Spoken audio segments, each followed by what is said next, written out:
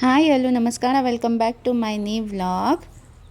ಎಲ್ಲರೂ ಹೇಗಿದ್ದೀರಾ? ಚೆನ್ನಾಗಿದ್ದೀರಾ ಅಂತ ಅಂದ್ಕೊಳ್ತೀನಿ. ನಾನು ಕೂಡ ತುಂಬ ಚೆನ್ನಾಗಿದ್ದೀನಿ. ಸೊ ಈ ಒಂದು ವ್ಲಾಗ್ ಬಂದುಬಿಟ್ಟು ಮಂತ್ರಾಲಯದ ಕಂಟಿನ್ಯೂ ವ್ಲಾಗ್ ಆಗಿರುತ್ತೆ. Yes, good morning. ದರ್ಶನಕ್ಕೆ ಹೋಗ್ತಾ ಇದ್ದೀವಿ. ಯಾ ಯಾ ಯಾ ನೋಡಿಲಿ ಬಂಬು ಆ ಕಡೆ ಹಾಯ್ ಮಾಡು. ಇಲ್ಲಿ ಇಲ್ಲಿ ಹಾಯ್ ಮಾಡು.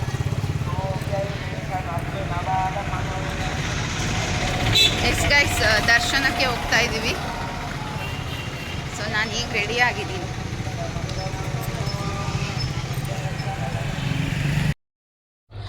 ಬೆಳಗ್ಗೆ 8 ಆಗಿತ್ತು. ನಾವು ಅಂದ್ಕೊಂಡಿದ್ವಿ ತುಂಬ ರಶ್ ಇರುತ್ತೆ ಅಂತ. ನಿಜವಾಗ್ಲೂ ತುಂಬ ಖಾಲಿಯಾಗಿತ್ತು. ವೀಕೆಂಡ್ ಆದರೂ ಕೂಡ ಯಾರೂ ಇರಲಿಲ್ಲ. ದರ್ಶನ ಆವಾಗಿನ್ನೂ ಶುರುವಾಗಿತ್ತು ಅಷ್ಟೇ. ಖುಷಿ ಆಯಿತು ನಮಗೆ, ಯಾಕಂದರೆ ಅಷ್ಟೊಂದು ಕ್ರೌಡ್ ಇಲ್ಲ ಅಂತ. ಸೊ ಹಾಗಾಗಿ ಸೂರ್ಯನ ಬಿಸಿಲು ಲೇಟಾಗಿ ನೆತ್ತಿ ಮೇಲೆ ಬರೋದು ಅಲ್ವಾ. ಸೊ ಹಾಗಾಗಿ ಈ ತಂಪಿನ ವಾತಾವರಣದಲ್ಲೇ ಸ್ವಲ್ಪ ಫೋಟೋಸ್ ಎಲ್ಲ ತೊಗೊಳ್ಳೋಣ, ವೀಡಿಯೋಸ್ ಎಲ್ಲ ತೊಗೊಳ್ಳೋಣ ಅಂತ ನಾವೆಲ್ಲ ಆಟ ಆಡ್ತಾ ಇದ್ವಿ. ಇಷ್ಟು ಕಾಮಾಗಿ ಇತ್ತ ಮಂತ್ರಾಲಯ ಅನ್ನೋ ಡೌಟ್ ಶುರುವಾಗಿತ್ತು ನನಗೆ. ಯಾಕೆಂದರೆ ತುಂಬ ಜನ ಕಮ್ಮಿ ಇದ್ದರು. ಎಲ್ಲರದು ಒಂದು 20 ಮಿನಿಟ್ಸ್ 30 ಮಿನಿಟ್ಸಲ್ಲೆಲ್ಲ ದರ್ಶನ ಆಗ್ತಾಯಿತ್ತು. ನಿಜವಾಗ್ಲೂ ಎಲ್ಲರೂ ಬಂದು ಹೇಳ್ತಾಯಿದ್ರು ಬೇಗ ಹೋಗಿ, ಖಾಲಿ ಇದೆ ಅಂತ. ಸೊ ನಾವು ಲೇಟಾಗಿ ಹೋದ್ವಿ, ಯಾಕಂದರೆ ಮಗು ಇತ್ತಲ್ವ. ಸೊ ನಾವು ಡೈರೆಕ್ಟ್ ದರ್ಶನಕ್ಕೆ ಹೋಗ್ಬೋದು ಅಂತ ಒಂದು ಐಡಿಯಾ ಇತ್ತು ಅಷ್ಟೇ. ಬಟ್ ಬಿಡ್ತಾರಾ ಇಲ್ಲವೋ ಅನ್ನೋದೊಂದು ಡೌಟು ಇತ್ತು. ಸೇವಾ ಪೂಜೆದು ಇಲ್ಲ ಅಂದರೆ ಒಂದು ಚೀಟಿ ತೊಗೊಂಡ್ಬಿಟ್ಟು ಒಳಗಡೆ ಹೋಗೋಣ ಅಂತ ಕೂಡ ಡಿಸೈಡ್ ಆಗಿದ್ವಿ. ಎರಡರಲ್ಲಿ ಯಾವ ಸಿಕ್ಕರೂ ನಮಗೆ ಖುಷಿನೇ ಅಂತ ಅಂದ್ಕೊಂಡು ನಾವು ಹೊರಟ್ವಿ. ಸೊ ದರ್ಶನ ಕೂಡ ಅಷ್ಟೇ 10 ಮಿನಿಟ್ಸಲ್ಲೆಲ್ಲ ನಮಗೆ ದರ್ಶನ ಆಗೋಯಿತು. ಖುಷಿ ಆಗ್ತಾಯಿತ್ತು ಸೀರಿಯಸ್ಲಿ. ನಿಜವಾಗ್ಲೂ ನಾವು ಲಾಸ್ಟ್ ಟೈಮ್ ಬಂದಾಗ ಈ 2 ಇಯರ್ಸ್ ಬ್ಯಾಕ್ ನಾನು ರಾಘು ಬಂದಾಗ ನಿಜವಾಗ್ಲೂ ಹಳೆ ಮಂತ್ರಾಲಯಕ್ಕೂ ಈಗ ಇರುವ ಮಂತ್ರಾಲಯಕ್ಕೂ ತುಂಬ ವ್ಯತ್ಯಾಸ ಇದೆ. ಯಾಕಂದರೆ ಆವಾಗಲೇ ನಾವು ತುಂಬ ಹತ್ರ ಹೋಗ್ತಿದ್ವಿ, ರಾಯರ ಹತ್ರ. ಎಷ್ಟು ಹತ್ರ ಅಂದರೆ ಮುಖಾಮುಖಿ ಭೇಟಿ ಆಗೋ ಥರ ಹತ್ರ ಹೋಗಿ ದರ್ಶನ ಮುಗಿಸ್ಕೊಂಬರ್ತಿದ್ವಿ. ಬಟ್ ಈ ಸರಿ ಸ್ವಲ್ಪ ಬೇಜಾರಾಯಿತು, ಯಾಕಂದರೆ ಸ್ವಲ್ಪ ದೂರ ದರ್ಶನ ಆಯಿತು. ನಾವು ಇವಾಗ ಸುಮಾರು ಇಲ್ಲಿಗೆ ನಾವಿವಾಗ 3-4 ಟೈಮ್ಸ್ ಬಂದಿದ್ದೀವಿ. ನಾವು ಒಂದು ಸಾರಿ ಬಸ್ಸಲ್ಲಿ ಬಂದಿದ್ವಿ, ಯಾಕೋ ಅದು ಕಂಫರ್ಟ್ ಆಗಿಲ್ಲ ಅಂತ ಹೇಳ್ಬಿಟ್ಟು ನೆಕ್ಸ್ಟ್ ಟೈಮಿಂದ ಬರೀ ಕಾರಲ್ಲೇ ಬರ್ತಾಯಿದ್ವಿ. ನಾವು ಬೆಳಗಿನ ಜಾವ ರೀಚ್ ಆಗ್ತಾಯಿದ್ವಿ, ಸ್ನಾನ ಮಾಡ್ಕೋತಾಯಿದ್ವಿ, ಡೈರೆಕ್ಟ್ ದರ್ಶನ ಮುಗಿಸ್ಕೊಂಡು ಸೊ ಮನೆಗೆ ಬರ್ತಾಯಿದ್ವಿ. ಅಷ್ಟು ಚೆನ್ನಾಗಿತ್ತು ದರ್ಶನ ಆವಾಗ. ಇವಾಗ ಸ್ವಲ್ಪ ಬೇಜಾರಾಗ್ತಾಯಿತ್ತು, ಎಲ್ಲ ಚೇಂಜಸ್ ನಡೀತಾ ಇತ್ತಲ್ವ. ಹಾಗಾಗಿ ಸರ್ವದರ್ಶನಕ್ಕೆ ಹೋದ್ವಿ ನಾವು. ಬಟ್ ಅಲ್ಲಿ ಜಾಸ್ತಿ ಜನ ಆಲ್ರೆಡಿ ನಿಂತಿದ್ರು. ಅಷ್ಟು ತನಕ ವೆಯ್ಟ್ ಮಾಡೋಕ್ಕಾಗಲ್ಲ, ಅವಳು ಇರೋದು ಇಲ್ಲ ಅಷ್ಟೊಂದು ತನಕ. ಸೊ ಹಾಗಾಗಿ ಅಲ್ಲಿ ಒಬ್ಬರು ಅಂದರೆ ಅರ್ಚಕರು ಕೂತಿದ್ರು, ಅವ್ರನ್ನ ಕೇಳಿದ್ವಿ, ಸರ್ ಮಗು ಇದೆ ಬಿಡ್ತೀರಾ ಅಂತ.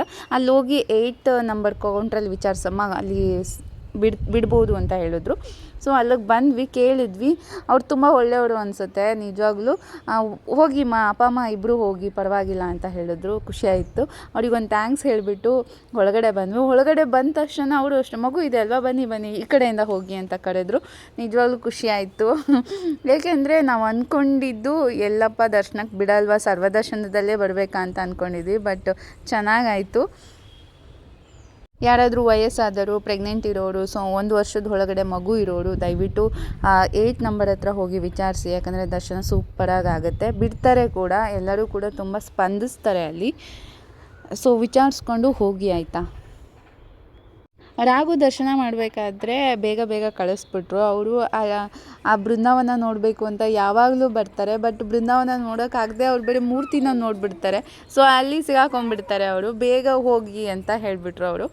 ಆಮೇಲೆ ನಾನು ಮಗು ಎತ್ಕೊಂಡಿರೋದ್ರಿಂದ ನಾನೊಂದು 5 ನಿಮಿಷ ಅಲ್ಲೇ ಸ್ಲೋ ಆಗಿ ನಿಂತ್ಕೊಂಡೆ. ಹಾಗೆ ಏನು ಕೈಯಿಂದ ಉಂಡಿಗೆ ಕಾಸು ಹಾಕಬೇಕಾಗಿತ್ತು. ಸೊ ಅದನ್ನು ಅಡಿಕೆ ದುಡ್ಡಿತ್ತು, ಅದನ್ನು ಹಾಕಿದ್ವಿ.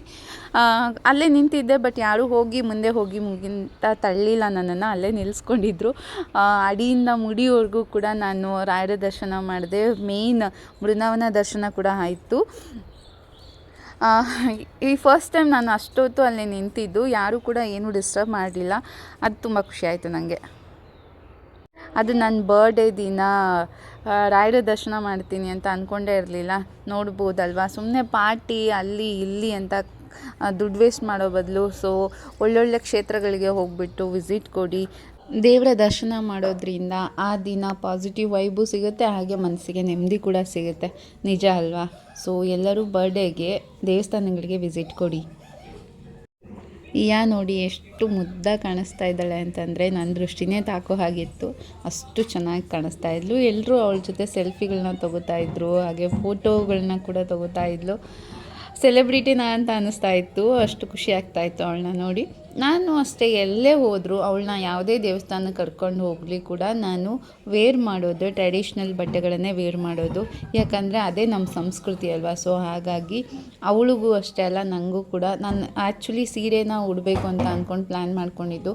ಸೀರೆ ಅವಳನ್ನ ಎತ್ಕೊಳ್ಬೇಕು ಮಾಡಬೇಕು, ಮತ್ತು ಹಾಗೆ ಬಿಸಿಲು ಬೇರೆ ಇರುತ್ತೆ. ಸೊ ಹಾಗಾಗಿ ಚೂಡಿದಾರನ್ನು ಪ್ಲ್ಯಾನ್ ಮಾಡಿಕೊಂಡೆ. ಅವಳು ಎಲ್ಲ 3 ಜನ ಸೇಮ್ ಟು ಸೇಮ್ ನಾವು ಮ್ಯಾಚ್ ಮಾಡಿಕೊಂಡೇ ಹೋಗ್ತೀವಿ ಎಲ್ಲೇ ಹೋದರೂ ಕೂಡ. ದೇವಸ್ಥಾನದ ಒಳಗಡೆ ಫೋಟೋ ಅಲೋವ್ ಇಲ್ಲ. ಸೊ ನಾನು ಕ್ಯಾಮ್ರಾನ ಹಿಡ್ಕೊಂಡು ಬೃಂದಾವನದ್ದು ವಿಡಿಯೋ ಮಾಡೋಣ ಅಂತ ಅಂದ್ಕೊಂಡೆ. ಬಟ್ ಇನ್ನು ಎಂಟರ್ ಆಗ್ತಿದ್ದಾಗೆ ಫೋನ್ನ ಎತ್ತಿಟ್ಕೊಳ್ಳಿ ಅಂತ ಹೇಳ್ತಾರೆ. ಇಲ್ಲಾಂದರೆ ಫೋನ್ನು ಅವ್ರು ಈಸ್ಕೊತಾರೆ. ನಮಗೆ ಎಕ್ಸಿಟ್ ಆಗಬೇಕಾದ್ರೆ ಫೋನ್ನ ವಾಪಸ್ ಕೊಡ್ತಾರೆ. ಸೊ ಹುಷಾರಾಗಿ ಇಟ್ಕೊಳ್ಳಿ. ಅಲ್ಲೆಲ್ಲೂ ಹೋದಾಗ ವೀಡಿಯೋಗಳನ್ನೆಲ್ಲ ಮಾಡೋಕ್ಕೆ ಹೋಗಬೇಡಿ. ಕಣ್ತುಂಬ ದರ್ಶನ ಮುಗಿಸ್ಕೊಳ್ಳಿ. ಫಸ್ಟು ದರ್ಶನ, ಆಮೇಲೆ ಮಿಕ್ಕಿದೆಲ್ಲ ಅಂತ ಅಂದ್ಕೊಂಡು ಸೊ ಫಸ್ಟು ದರ್ಶನವನ್ನು ಕಂಪ್ಲೀಟ್ ಮಾಡ್ಕೊಂಡ್ವಿ. ಅಲ್ಲಿ ರಾಯರ ಹತ್ರ ಹೋಗಿದ ತಕ್ಷಣವೇ ಎಲ್ಲ ಕೂಡ ಮರ್ತೋದ್ವಿ ನಾವು. ಅಷ್ಟು ಫೀಲ್ ಸಿಕ್ತು ನಮಗೆ ನಿಜವಾಗ್ಲೂ. ದರ್ಶನ ಎಲ್ಲ ಒಳ್ಳೆ ರೀತಿಯೆಲ್ಲ ಆಯ್ತಲ್ವ ಅಂತ ತುಂಬ ಖುಷಿಯಾಯಿತು. ಹಾಗೆ ಅಲ್ಲಿ ಕೆಲವೊಂದು ಎಕ್ಸಿಬಿಷನ್ ಥರ ಇಟ್ಟಿದ್ರು, ಅಲ್ಲೆಲ್ಲ ಫೋಟೋಶೂಟ್ ಮಾಡಿಕೊಂಡೆ ನಾನು. ಹಾಗೆ ರಾಘು ಹೇಳ್ತಾಯಿದ್ರು ಇನ್ನು ಅನ್ನಪ್ರಸಾದ ಶುರುವಾಗೋದು ಲೇಟು. ಮತ್ತು ಹಾಗೆ ಇನ್ನೊಂದು ಅಲ್ಲಿ ಡೌಟ್ ಕೂಡ ಶುರು ಆಯಿತು. ಮುಂಚೆ ಎಲ್ಲ ಈ ಕಾರ್ನರಲ್ಲೇ ನಮಗೆ ಮಂತ್ರಾಕ್ಷತೆಯನ್ನು ಕೊಡ್ತಾಯಿದ್ರು. ಆವಾಗ ಮಂತ್ರಾಕ್ಷತೆನೇ ಕೊಡ್ತಾ ಇರಲಿಲ್ಲ. ನಮಗೆ ಫುಲ್ ಟೆನ್ಷನ್ ಆಗಿಬಿಡ್ತು, ಯಾಕೆ ಮಂತ್ರಾಕ್ಷತೆನೇ ಕೊಡಲ್ವಾ ಇಲ್ಲಿ ಅಂತ. ಆಮೇಲೆ ಅಲ್ಲಿ ಹೋಗಿ ಒಬ್ಬ ಪುರೋಹಿತರು ಸಿಕ್ಕರು. ಇಲ್ಲಿ ಮಂತ್ರಾಕ್ಷತೆ ಎಲ್ಲಿ ಕೊಡ್ತಾ ಇದ್ದಾರೆ ಅಂತ ಕೇಳಿದಾಗ, ಇಲ್ಲ ಇವಾಗ ಹೊರಗಡೆ ಕೊಡ್ತಾ ಇದ್ದಾರೆ, ಹೊರಗಡೆ ಹೋಗಿ ಇಸ್ಕೊಳ್ಳಿ ಅಂತ ಹೇಳಿದ್ರು. ಆಮೇಲೆ ಸ್ವಲ್ಪ ಸಮಾಧಾನ ಆಯಿತು. ಯಾಕಂದರೆ ನಾವು ಮನೆ ಚೇಂಜ್ ಮಾಡಿದ ಮೇಲೆ ನಮಗೆ ಮಂತ್ರಾಕ್ಷತೆನೇ ಇಲ್ಲ, ಮಂತ್ರಾಲಯ ಇತ್ತು. ಆ ಮನೆ ಹಳೆ ಮನೆಯಲ್ಲೇ ಹೊಟ್ಟೋಗ್ಬಿಡ್ತು. ಯಾಕಂದರೆ ಅಲ್ಲಿಂದ ಪೂಜಾದು ಏನೇನು ಇದೆಯೋ ಎಲ್ಲ ಅಲ್ಲೇ ಬಿಟ್ಬಿಟ್ಟು ಬಂದುಬಿಟ್ವಿ ನಾವು. ಸೊ ಹಾಗಾಗಿ ನಮಗೆ ಮೇಯ್ನ್ ಮಂತ್ರಾಕ್ಷತೆ ಬೇಕಾಗಿತ್ತು ಮನೆಗೆ ತರಲಿಕ್ಕೆ. ಆಮೇಲೆ ಇಯಾನ ನೋಡಿ ಅಲ್ಲಿ ತುಂಬ ಖುಷಿಯಾಗಿದ್ಲು. ಯಾಕೆಂದರೆ ಅವಳು ಏಜಲ್ಲಿರುವಂಥ ಮಕ್ಕಳನ್ನೇ ಅವಳು ಇಷ್ಟಪಡ್ತಾ ಇದ್ಲು. ಯಾಕಂದರೆ ಎಲ್ಲ ನಾವು ದೊಡ್ಡವರಲ್ವಾ. ಸೊ ಹಾಗಾಗಿ ಅವಳ ಏಜಿಗೆ ಯಾರಾದರೂ ಸಿಕ್ಕರು ಅಂದರೆ ಸಾಕು, ಅವ್ರ ಜೊತೆ ಫುಲ್ ಆಟ ಆಡ್ತಾ ಇದ್ಲು.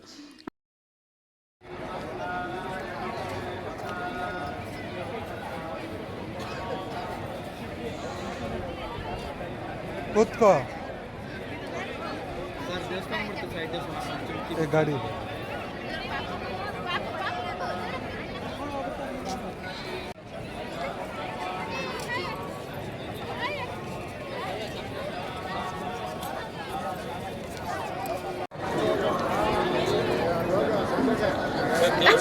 ಕಿತಾಪತಿ ಚಿನಿ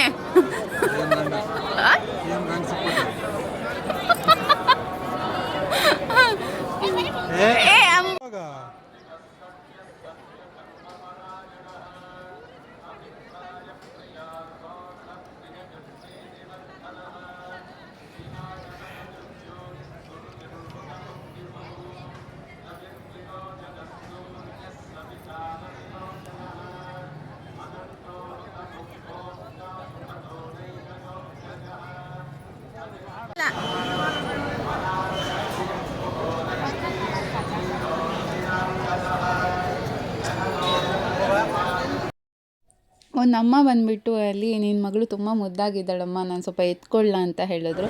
ಸೊ ಎತ್ಕೊಳ್ಳಿ ಅಮ್ಮ ಅಂತ ಹೇಳಿದೆ. ಎತ್ಕೊಂಡು ಒಂದು 10 ನಿಮಿಷ ಅವ್ರ ಜೊತೆನೇ ಇದ್ದು ತುಂಬ ಮುದ್ದು ಮಾಡ್ತಾಯಿದ್ರು ಅವರು. ಆಮೇಲೆ ಜೊತೆಗೆ ಹೋಗಬೇಕಾದ್ರೆ ನಿಜವಾಗ್ಲೂ ನೀವು ನಮ್ಮ ಮಗ ಸೊಸೆ ಥರ ಇದ್ದೀರಾ ಅಂತ ಹೇಳಿದ್ರು. ಖುಷಿ ಆಯಿತು. ವಯಸ್ಸಾದವ್ರು ಯಾರಾದರೂ ಸಿಕ್ಕರೆ ನಿಜವಾಗ್ಲೂ ನಂಗೆ ಒಳಗನೆ ಬಂದುಬಿಡುತ್ತೆ. ಅಲ್ಲಿ ನಮ್ಮಮ್ಮ ನೆನಪಾಗ್ಬಿಡ್ತಾರೆ ನನಗೆ. ಏನೋ ಒಂಥರ ಫೀಲ್ ಅಲ್ವಾ ಅದು. ಎತ್ತೋರು ಅಂದ್ರೇ ಹಾಗೆ ಅಲ್ವಾ, ಫೀಲ್ ಇದ್ದೇ ಇರುತ್ತೆ. ನಮ್ಮಮ್ಮನೂ ಬರಬೇಕಾಗಿತ್ತು ನಮ್ಮ ಜೊತೆ, ಬಟ್ ಬರಲಿಲ್ಲ. ದರ್ಶನ ಬೇಗ ಮುಗೀತು. ಹಾಗೆ ಹೀಗೆ ಕೆಲವೊಂದು ಟಾಯ್ಸ್ಗಳನ್ನೆಲ್ಲ ಕೊಡಿಸ್ದೆ. ಗೊಂಬೆಗಳು ಅವಳು ಕೇಳಿದ್ದೆಲ್ಲ ಬೇಕು ಬೇಕು ಅಂತ ಇದ್ಲು. ಹಾಗಾಗಿ ಒಂದೆರಡು ಟಾಯ್ಸ್ಗಳನ್ನ ಕೊಡಿಸ್ಬಿಟ್ಟು ರೂಮ್ಗೆ ಹೋಗಿ ರಾಘು ಡ್ರೆಸ್ ಚೇಂಜ್ ಮಾಡ್ಕೊಂಡು ಬಂದರು. ಅಷ್ಟೊತ್ತಿಗಾಗಲೇ ಅನ್ನಪ್ರಸಾದ ಕೂಡ ಶುರುವಾಗ್ಬಿಟ್ಟಿತ್ತು. ಸೊ ಅನ್ನಪ್ರಸಾದಕ್ಕೆ ಬಂದ್ವಿ ನಾವು. ತುಂಬ ಚೆನ್ನಾಗಿತ್ತು. ರಸಮ್ಮು, ರೈಸ್, ಸಾಂಬಾರು, ಪಾಯಸ, ಮೊಸರನ್ನ ಮತ್ತು ಒಂಥರ ಚಟ್ನಿ ಕೊಟ್ಟಿದ್ದು, ಮೊಸರು ಮತ್ತು ಮೊಸರಲ್ಲಿ ಮಾಡಿದ್ದು ಚಟ್ನಿ ಸಕ್ಕತ್ತಾಗಿತ್ತು ಗೈಸ್. ನನ್ನಂತೂ ಇನ್ನೂ ಸ್ವಲ್ಪ ಹಾಕಿಸ್ಕೊಂಡು ತಿನ್ನಬೇಕು ಅಂತ ಹೋಗಿ ಚಟ್ನಿ ಹಾಕ್ಸ್ಕೊಂಡು ತುಂಬ ಜನ ಬಂದಿತ್ತು. ಯಾರೇ ಮಂತ್ರಾಲಯ ಬಂದು ಮಿಸ್ ಮಾಡೋದೇ ಇಲ್ಲ, ಎಲ್ಲರೂ ಕೂಡ ಪ್ರಸಾದ ಮಾತ್ರ ಆಸಮಾಗಿತ್ತು. ಹೊಟ್ಟೆ ಅಷ್ಟಿರೋದಕ್ಕೆ ಆ ಪ್ರಸಾದ ಸಿಕ್ಕಿರೋದಕ್ಕೆ ತುಂಬ ಖುಷಿಯಾಗೋಯಿತು. ಆಲ್ರೆಡಿ ನಾವು ಪ್ರಸಾದಕ್ಕೆ ಬಂದಾಗ 12:30 ಆಗೋಗಿತ್ತು. ಎಷ್ಟು ಜನ ಇರ್ತಾರೆ ಅಲ್ಲಿ. ಅನ್ನಪ್ರಸಾದ ನಡೀತಾನೇ ಇರುತ್ತೆ. ರಾತ್ರಿ 8 ಗಂಟೆವರೆಗೂ ಕೂಡ ಅನ್ನಪ್ರಸಾದ ನಡೀತಾನೇ ಇರುತ್ತೆ. ಪ್ರಸಾದ ಎಲ್ಲ ತಿಂದ್ಕೊಂಡು ಮತ್ತೆ ಸ್ವಲ್ಪ ಹೊತ್ತು ಅಲ್ಲೇ ಇದ್ದು 2 ಆಗಿಬಿಟ್ಟಿತ್ತು. ಸರಿ ರೂಮ್ನ ಚೆಕ್ಔಟ್ ಮಾಡಬೇಕಾಗಿತ್ತು ನಾವು. ಹಾಗೆಯೇ ಲಗೇಜ್ ಎಲ್ಲ ಪ್ಯಾಕ್ ಮಾಡಿಕೊಂಡು ನಮ್ಮ ಪಯಣ ಬೆಂಗಳೂರು ಕಡೆಗೆ. ನಿಜವಾಗ್ಲೂ ಬೇಜಾರಾಗ್ತಾಯಿತ್ತು, ಯಾಕಂದರೆ ಅಲ್ಲಿಂದ ಬಿಟ್ಟು ಬರೋಕ್ಕೆ ಮನಸ್ಸೇ ಬರ್ತಾ ಇರಲಿಲ್ಲ. ಅಷ್ಟು ಚೆನ್ನಾಗಿತ್ತು. ಆ ಪಾಸಿಟಿವ್ ವೈಬ್ ನಮ್ಮನ್ನು ಅಷ್ಟು ಎಳ್ಕೊಂಬಿಟ್ಟಿತ್ತು ಆ ಜಾಗ. ಎಸ್ ಗೈಸ್, ಸೊ ಮಂತ್ರಾಲಯ ದರ್ಶನ ಎಲ್ಲ ಮುಗಿಸ್ಕೊಂಡು ಸೊ ಇವಾಗ ಬೆಂಗಳೂರು ಕಡೆ ಹೊರಟಿದ್ದೀವಿ. ತುಂಬ ಖುಷಿಯಾಯಿತು. ನನ್ನ ಬರ್ಡೇ ದಿನ ಮಂತ್ರಾಲಯ ಬಂದಿದ್ದು. ಹಾಗೆ ಈಯ ಕೂಡ ಮಲಗಿದ್ದಾಳೆ. ಈಯ ಮಲಗಿದ್ದಾಳೆ. ಫುಲ್ ಆಟ ಆಡ್ತಾ ಇದ್ಲು. ಫುಲ್ ಆಟ ಬಿಸಿಲು ಕಾಲು ಸುಡುತ್ತೆ, ಏನು ನೋಡಿಲ್ಲ. ಫುಲ್ ಆಟ ಆಡ್ತಾನೆ ಇದ್ಲು. ನಿಜವಾಗ್ಲೂ ಪುಣ್ಯ ಮಾಡಿದ್ವಿ ನಾವು ಈಯನ್ ಪಡೆಯೋಕೆ. ಎಸ್ ಗೈಸ್, ಅದೇ ಬಳ್ಳಾರಿ ರೋಡಲ್ಲಿ ವಾಪಸ್ ಹೋಗ್ತಾ ಇದ್ದೀವಿ. ರೋಡ್ ಚೆನ್ನಾಗಿದೆ, ಅದಕ್ಕೆ ಇದೇ ರೋಡಲ್ಲಿ ವಾಪಸ್ ಬಂದಿದ್ದೀವಿ. ಎಷ್ಟು ಚೆನ್ನಾಗಿದೆ ನೋಡಿ ರೋಡ್. ಎಸ್ ನೋಡಿ ಗೈಸ್, ಯಾ ಮೊಟ್ಟೆ ಆಗಿದ್ದಾಳೆ, ರಾಘು ಮೊಟ್ಟೆ ಆಗಿದ್ದಾರೆ. ನಮ್ಮ ಪಯಣ ಬೆಂಗಳೂರು ಕಡೆಗೆ ನಿಜವಾಗ್ಲೂ ಸ್ವಲ್ಪ ಬೇಜಾರಾಗ್ತಿದೆ. ಮತ್ತೆ ಮಂತ್ರಾಲಯನ ಬಿಟ್ಟು ಬರೋದಕ್ಕೆ ಮನಸ್ಸೇ ಬರ್ತಾ ಇರಲಿಲ್ಲ. ಇವತ್ತು ಒಂದಿನ ಸ್ಟೇ ಮಾಡೋಣ ಅಂದ್ಕೊಂಡ್ವಿ, ದೀಪದ ಆರತಿ ಇದೆ ಅಂತ. ಕೆಲಸ ಹಾಗಾಗಿ ಹೋಗಲೇಬೇಕಿತ್ತು. ಸೊ ಹೊರಟಿದ್ದೀವಿ. ಇನ್ನೊಂದಂದರೆ ನಮ್ಗೆ ರೂಮ್ ಸಿಕ್ಕಿರಲಿಲ್ಲ. ಅಂದರೆ ಒನ್ ಡೇ ಅಷ್ಟೇ ಅಲ್ವಾ, 24 hours ಖಾಲಿ. 12 hours 12 hours ಖಾಲಿ ಚೆಕ್ಔಟ್ ಮಾಡಬೇಕಿತ್ತು. ಅದಕ್ಕೆ ನೋಡೋಣ ಅಂತ ದೇವಸ್ಥಾನ ಹತ್ರ ಹೋಗಿ ವಿಚಾರಿಸೋಣ ಅಂದರೆ ಅಲ್ಲೂ ಕೂಡ ಹೌಸ್ಫುಲ್ ಅಲ್ಲ, ರೂಮ್ ಫುಲ್. ಸೊ 1 month ಇರಬೇಕಾದ್ರೇ ನಾವು ಬುಕ್ ಮಾಡ್ಕೊಂಡು ಬರಬೇಕಿತ್ತು. ಸೊ ಸಿಗುತ್ತೆ ಅಂದ್ಕೊಂಡು ಪ್ರೈವೇಟ್ಗೆ ಹೋಗಿದ್ದಾಯಿತು. ಸೊ ಮತ್ತೆ ನಾವು ಬೆಂಗಳೂರು ಕಡೆ ಹೋಗ್ತಾ ಇದ್ದೀವಿ. ಆಗುತ್ತೆ, ರೀಚ್ ಆಗೋದು 10 ಆಗುತ್ತೆ.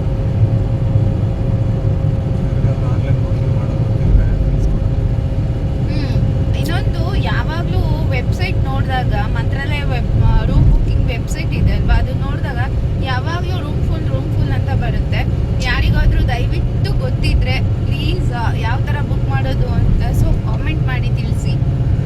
ನಾವು ಆಲ್ಮೋಸ್ಟ್ ಒಂದು 3 months 4 monthsಗೆಲ್ಲ ಹೋಗ್ತಾ ಇರ್ತೀವಿ ಮಂತ್ರಾಲಯಕ್ಕೆ. ಸೊ ಯಾರಿಗಾದರೂ ಗೊತ್ತಿದ್ರೆ ದಯವಿಟ್ಟು ತಿಳಿಸಿ ಆಯಿತಾ. ಅದು ವೆಬ್ಸೈಟ್ ಯಾವಾಗ ಓಪನ್ ಆಗುತ್ತೆ, ಯಾವ ಟೈಮ್ಗೆ ಓಪನ್ ಆಗುತ್ತೆ ಅಂತ. ಎಸ್ ಗೈಸ್, ನೋಡಿದ್ರಲ್ವ ರಾಯರ ದರ್ಶನ ಯಾವ ರೀತಿ ಆಯಿತು ಅಂತ. ಸೊ ನನ್ನ ಫೋನ್ ಸ್ವಿಚ್ ಆಫ್ ಆಗುವ ಕಾರಣ ಸೊ ನಾನು ಈ ವಿಡಿಯೋನ ಇಲ್ಲಿಗೆ ಎಂಡ್ ಮಾಡ್ತಾ ಇದ್ದೀನಿ ಗೈಸ್. Keep watching. ಹಾಗೆ ಇನ್ನು ಯಾರು ನನ್ನ ಚಾನಲ್ನ ಸಬ್ಸ್ಕ್ರೈಬ್ ಮಾಡ್ಕೊಂಡಿಲ್ಲ, ಪ್ಲೀಸ್ ಸಬ್ಸ್ಕ್ರೈಬ್ ಮಾಡ್ಕೊಳ್ಳಿ ಅಂತ ಹೇಳ್ತಾ take care guys. Love you all. Bye.